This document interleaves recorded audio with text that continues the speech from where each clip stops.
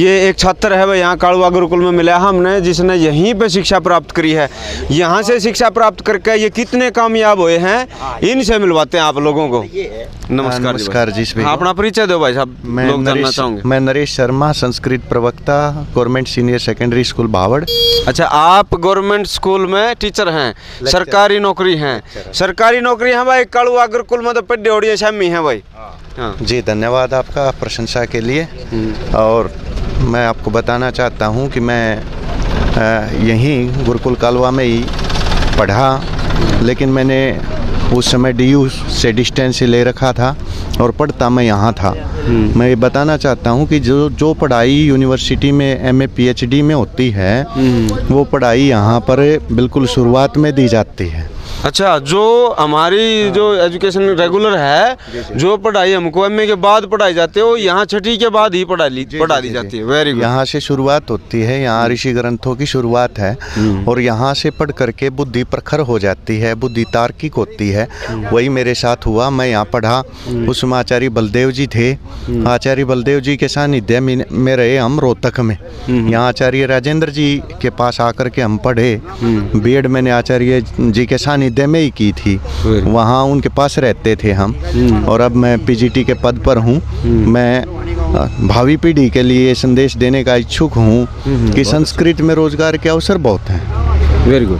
क्यों? मेरा जो आचार्य जी से क्वेश्चन था कि बच्चा जो है ना हमारी अगर वैदिक शिक्षा प्राप्त करता है तो रोजगार के उसमें क्या अवसर हैं, तो ये आपका आंसर अभी है ये। हाँ। यही मैं प्रोत्साहन देना चाहता हूँ भावी पीढ़ी को कि वो 2 तरीकों से इस्तेमाल कर सकते हैं। गुरुकुल में रहें, पढ़ें, वेद विद्या पढ़ें, तो सबसे पहला तो ये है कि वो वेद प्रचारक हो सकते हैं। वेदों के उपदेशक, जैसे धर्मोपदेशक ये अनिरुद्ध आचार्य जैसे उपदेश करते हैं, ऐसे गुरुकुलीय विद्यार्थी आगे आए तो करोड़ों रुपए के मालिक हो जाते हैं और वो दूसरों को रोजगार देते हैं। भारत के अलावा, हाँ, धर्मोपदेशक भारत के अलावा दूसरे देशों में भी प्रचार प्रसार कर सकते हैं। Very good. दूसरी, पुरोहित बन करके षोडश संस्कार कर सकते हैं। तो पुरोहिताई में आगे आएंगे तो उनकी बुद्धि भी प्रखर होगी और आत्मोन्नति भी उनकी होगी। तो इस प्रकार भी बच्चे आगे आ सकते हैं। इस विद्या से पाखंड को दूर किया जा सकता है। अगर उसने पुरोहित पुणा भी करना पड़ा तो कहने का मतलब पाखंड को तब भी जो ना वो पीछा करेंगे और सभ्यता को आगे लेकर आएंगे। सभ्यता आगे आएगी। रही बात रोजगार की, इस विद्या को पढ़ करके, जैसे वेद विद्या से पढ़ता है बच्चा और एलिजिबल हो जाता है BA संस्कृत लेकर के साथ में वेद विद्या को रखे, तो UPSC का एग्जाम भी वो दे सकते हैं। Very good. UPSC भी इससे इंक्लूड है। जी। यदि वो BA करता है उधर यूनिवर्सिटी से और साथ में इधर रहता है वेद विद्या से, तो संस्कृत से UPSC का एग्जाम दे सकता है। इसमें IPS IAS वगैरह बन सकता है। वैदिक शिक्षा का भी रास्ता IAS IPS की तरफ जाता है। बस देख लो भाई, कदे किसी का का बना है। ठीक है। अच्छा, रही दूसरी बात, फिर शिक्षक का पद तो सृजित है ही इसमें। सेना में धर्मगुरु का भी पद है। अब जैसे यही गुरुकुल है, यहाँ से आचार्य जी मुझे बताते रहे हैं कि हमें मालिक बनाने हैं, नौकर नहीं। उनकी बात मुझे बहुत अच्छी लगती रही है। तो फिर मैंने विचार किया कि मालिक कैसे बने। मैंने विचार किया कि जैसे हम तो 1-1 लाख रुपए के आसपास ले रहे हैं, तो भी नौकर ही हैं। और यहाँ से हमारे साथ जो पढ़ते थे ब्रह्मचारी, जैसे आचार्य भीम जी हैं, ब्रह्मचारी अग्निदेव जी हैं, तो आचार्य भीम जी आजकल गुरुकुल के संचालक हैं। और जैसे यहाँ से स्वामी रामदेव जी पढ़ करके गए हैं, वो बहुत सारे इंजीनियरों को, डॉक्टरों को रोजगार दिए हुए हैं। यानी इंजीनियर, डॉक्टर उनके सानिध्य में नौकरी कर रहे हैं। रामदेव जी ने भाई यहाँ कड़वा गुरुकुल से ही शिक्षा प्राप्त की है। अच्छा, आचार्य बालकृष्ण जी हैं, वो आयुर्वेद में हैं। स्वामी रामदेव जी आयुर्वेद में। तो व्यक्ति की योग्यता के ऊपर है, वो किस तरीके से उन्नति करता है। बहुत सारे व्यक्ति व्यायाम साधना करते हैं, योगासन वगैरह करवाते हैं। आपका कहना ये है कि जो हमारे ऊपर ये जो पश्चिमी सभ्यता या जिस पढ़ाई को हम दोष दे रहे हैं, मैं को ले मैं कोले की शिक्षा पद्धति दोषपूर्ण है। जी हाँ, तो आप उसको छोड़कर अगर वैदिक पद्धति के साथ शिक्षा प्राप्त करते हैं तो ये रास्ते भी IAS IPS और मेडिकल सभी तरह जाते हैं, सभी तरफ जाते हैं और एजुकेशन के दिन हमारे साथ ही हैं। हाँ, उस वैदिक शिक्षा के प्रति किसी भाई का संकोच वो सीधा मास्टर जी से संपर्क कर सके। अच्छा, इनके शिष्य भी आए हुए हैं यहाँ, ये जो भी प्रतियोगिता हो रही थी तो ये शिष्य भी इनके यहाँ आए हुए थे। इनको भी मैं ऐसे प्रचार में और संस्कृत में इनका रुझान, एक सबसे बड़ी क्वालिटी बताता हूँ संस्कृत विद्या की। कोई भी मैथ पढ़ाने वाला, साइंस पढ़ाने वाला पैसे लेकर के पढ़ाता है, लेकिन यहाँ इतने दयालु हैं ये लोग। ये पर फ्री खिलाते हैं, पिलाते हैं, फ्री में आवास देते हैं, खाना पीना बहुत अच्छा है। ये इतने दयालु हैं, फ्री में किताबें देते हैं। मैं जब आया यहाँ से कहा कि आचार्य जी इस पुस्तक का क्या मूल्य है, उन्होंने कहा कि स्वाध्याय ही इसका मूल्य है। तो मैं यहाँ से प्रभावित होता चला गया आचार्य राजेंद्र जी से, आचार्य बलदेव जी से। तो मैं आचार्य बलदेव जी के सानिध्य में खूब रहा, उनका आशीर्वाद मुझे खूब मिला। अब मेरी भी इच्छा है कि मेरे शिष्य भी कुछ बन करके दिखलाएं। सरकारी स्कूलों में ज़्यादातर निर्धन ही परिवारों के बच्चे आते हैं, तो इसलिए मेरी कोशिश ये है कि उधर मैथ साइंस की दिशा में लाखों रुपए लगते हैं, जिसमें मजबूर हो जाता है बच्चा। तो मैं इनको संस्कृत प्रोफेसर, संस्कृत धर्मगुरु, कोई ऐसी दिशा दिखाना चाहता हूँ जिससे कि इनके परिवार की दशा में परिवर्तन आए, आजीविका भी बन जाए, आजीविका भी बन जाए, इनका जीवन भी बन जाए, दुनिया को ज्ञान भी बन जाए। और रही बात जी, जो पाश्चात्य शिक्षा ले रहे हैं वो बहुत सारे करोड़पति अरबपति जहर खा खा करके मर रहे हैं, पंखों से लटक लटक करके मर रहे हैं।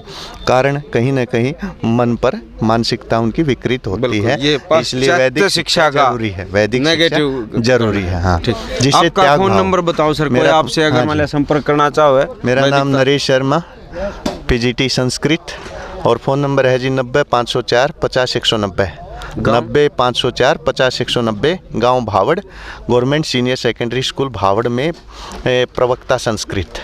अच्छा, आपका नैतिक गांव कौन सा है?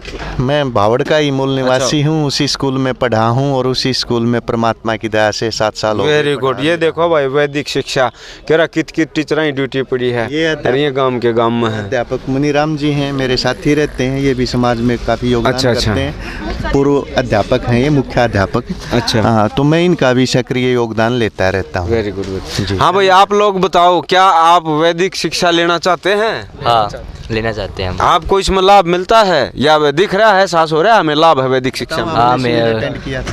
हाँ, आपने कोई शिविर अटेंड किया आर्य समाज का? हाँ, पिछले साल हमने किया था जून में। अच्छा, कैसा लगा, कैसे विचार लगे उनके? अच्छे थे। हम सुबह यहाँ पे 4 बजे उठकर अपना मंत्रों के साथ उच्चारण करते थे और यज्ञ करते थे। इसके बाद हम यहाँ पर खेतों में आकर यहाँ पर व्यायाम करते थे। उसके बाद हमारा भोजन होता था और खाना खुना खा के फिर हमारी 12 से 2 एक फिर से एक जो यहाँ पे क्लास लगती थी। उसके बाद फिर से हमें व्यायाम किया जाता था, फिर उसके साथ भोजन करा के हमें फिर से सुला दिया जाता। आप लोगों को इतने दिन हो गए यहाँ शिविर में भी अटेंड किया है और टीचर भी आपके वैदिक संस्कृति से जुड़े हुए हैं, इसमें कोई आप बच्चों को कोई ऐसी चीज़ लगती है कि वैदिक शिक्षा के अध्ययन में ये कमियां हैं जिसमें सरकार ने या आम आदमी ने सुधार के लिए आगे आना चाहिए? कुछ कहना चाहोगे समाज को?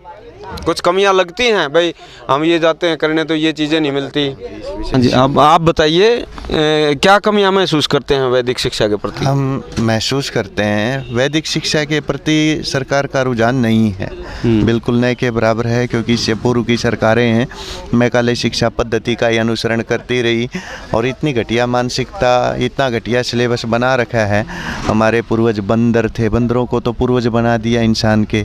ऐसी ऐसी घटिया मनोवृत्तियाँ, और जैसे रामायण में प्रक्षिप्त डाल दिया, महाभारत में प्रक्षिप्त है, मनुस्मृति में प्रक्षिप्त बातें बहुत सारी हैं। सरकार चाहे तो बहुत संशोधन करवा सकती है, सरकार चाहे तो धार्मिक परिवर्तन भी बहुत सारे करवा सकती है। मैं अपना संदेश वहीं तक भेजना चाहता हूँ।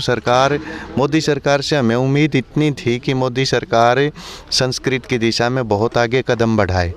अभी पीछे त्रिभाषा फॉर्मूला आया था जी, क्योंकि 12वीं तक संस्कृत। मैं तो ये मानता हूँ कि हिंदी से भी बड़ा योगदान संस्कृत का है, क्योंकि संस्कृत के 60% शब्द हिंदी में हैं। हिंदी भी तभी समझ में आएगी, हिंदी से बच्चा पत्रकारिता में कदम बढ़ाता है, हिंदी का लेक्चरर बनता है, हिंदी का प्रोफेसर बनता है। अभी हाल की बात बताता हूँ, हिंदी पुस्तकों में नैतिक शिक्षा डाल दी है और वहाँ वेद मंत्र हैं। तो जो एमए हिंदी हैं, अध्यापक पढ़ा रहे हैं, उनको वेद मंत्र बोलने नहीं आएंगे। तो इसलिए हिंदी के प्रोफेसर, हिंदी के लेक्चरर भी यदि संस्कृत का सहारा लें, वैदिक शिक्षा इसमें आएँ, लौकिक शिक्षा वैदिक शिक्षा का अनुसरण करें, तो मैं ये समझता हूँ कि हिंदी और संस्कृत दोनों हमारी मजबूत होंगी और भाषा के मजबूत होते ही व्यक्तित्व मजबूत होता है।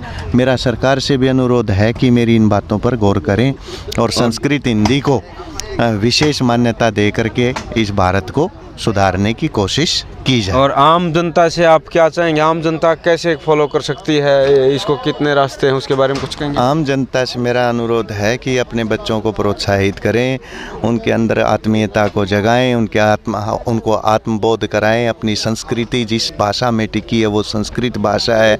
संस्कृत भाषा देव भाषा है, ऋषियों की भाषा है। तो कोशिश करें कि वो आत्मीयता को पहचानें। जैसे जन्मदिन मनाते हैं, हैप्पी बर्थडे टू यू गाते हैं, कभी वेद मंत्र नहीं गाते, कभी हवन नहीं करते। मेरी बेटी बताएगी इसका जन्मदिन कैसे मनाती है। मैं केक नहीं काटती। आप हवन करें। हवन करें। हवन करें और मोआ का केक है। वो ब्रह्मचारियों को दान दे, लड्डू और खिलाएं। लड्डू खिलाएं। और मैंने भी लड्डू खिलाए थे इस गुरुकुल में ब्रह्मचारियों को। इसी गौशाला में दान दिए थे मैंने भी। जो आपको जन्मदिन के दिन पैसे देते हैं, उन पैसों का क्या करना चाहिए बताइए? इसी गौशाला में दान देते हूँ मैं तो। Very good.